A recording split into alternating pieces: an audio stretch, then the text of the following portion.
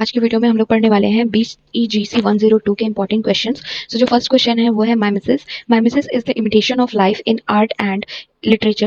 Aristotle and Plato, the two Greek geniuses, spoke of mimesis as the representation of nature. Representation is different for representation.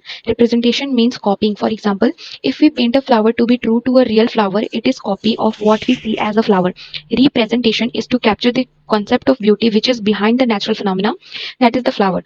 Hence, we can conclude that seeing does not necessarily mean perceiving. Through what we perceive, we get closer to reality and what we can describe as hyper reality. Mimesis is important because it connects art to human experience and helps audiences relate to and learn from creative works.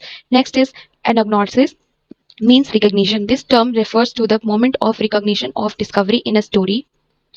Especially in a tragedy, it refers to the point in the plot where a character makes a critical discovery, often realizing their true identity, someone else's identity, or the real situation they are in. This moment usually leads to a turning point in the story. Aristotle identified anagnosis as a key element in classical tragedies, often paired with peripetia, a sudden reversal of fortune. Agnosis adds emotional intensity to a story and deepens the tragic impact by showing how ignorance turns into painful knowledge.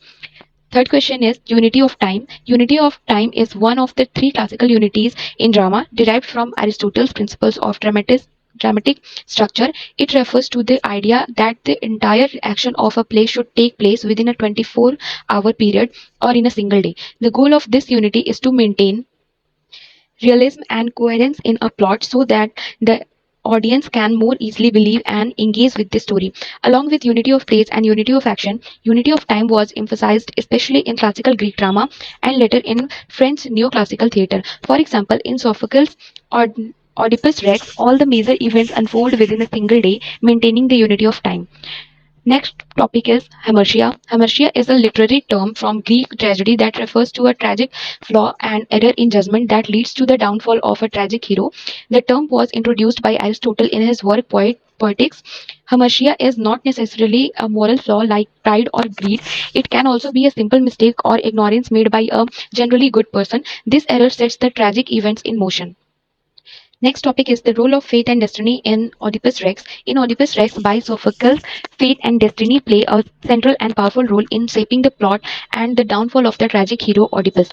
The play is a classical example of Greek tragedy where human effort is ultimately unable to escape preordained events. First is fate as an unavoidable force. From the beginning, Oedipus' life is governed by a prophecy. He will kill his father and marry his mother. This prophecy, given by the oracle of Delphi, sets the tragic story in motion.